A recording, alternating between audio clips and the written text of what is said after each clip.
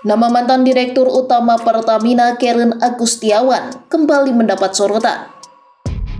Karen kembali ditetapkan sebagai tersangka pada Selasa 19 September 2023. Ia diduga terlibat dalam kasus korupsi pembelian gas alam cair atau LNG oleh PT Pertamina kurun waktu 2011 hingga 2021.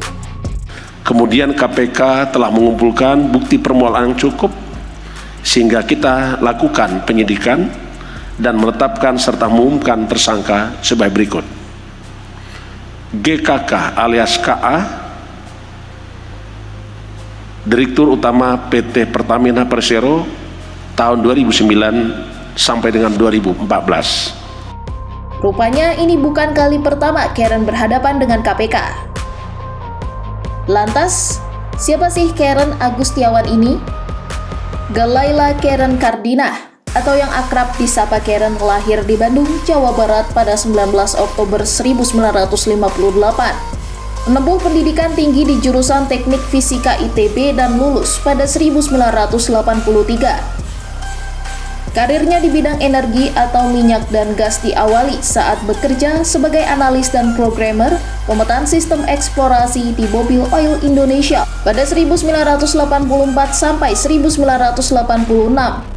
Dia terlibat dalam proyek seismik Rokan, Sumatera Utara dan Madura 1987 sampai 1988. Karirnya terbilang moncer, sebab Karen akhirnya ditarik ke kantor pusat Mobil Oil di Dallas, Texas, Amerika Serikat untuk menjadi Seismic Processor and Seismic Interpreter untuk beberapa proyek di mancanegara dalam kurun 1989 hingga 1992.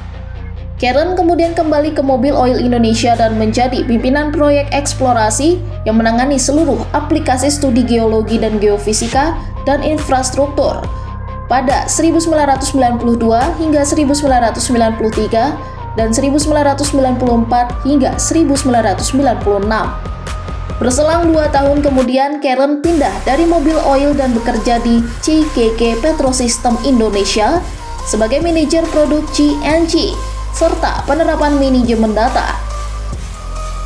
Setelah itu, Karen bekerja untuk Landmark Concern Solusi Indonesia pada kurun 1999 sampai 2000.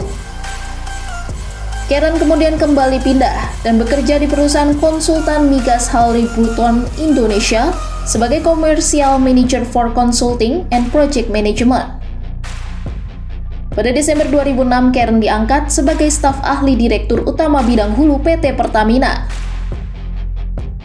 Setelah itu, Karen diberi posisi sebagai Direktur Hulu PT Pertamina pada Maret 2008 sampai 5 Februari 2009. Hingga akhirnya, Karen diangkat menjadi Dirut PT Pertamina dan menjabat dalam kurun 5 Februari 2009 sampai 2015.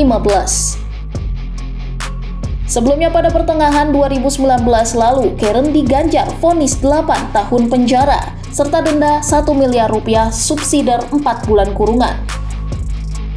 Hukuman itu ia dapat karena sudah terbukti terlibat dalam kasus korupsi investasi blockbuster Mantagami di Australia. Dalam perkara korupsi ini tak tanggung-tanggung, negara harus menanggung kerugian sebesar 568 rupiah miliar. Tetapi Karen hanya 1,5 tahun mendekam di penjara. Karen pun dibebaskan pada awal 2020 lalu. Mahkamah Agung pun dalam putusan kasasi membebaskan Karen dari segala tuntutan hukum kasus korupsi itu.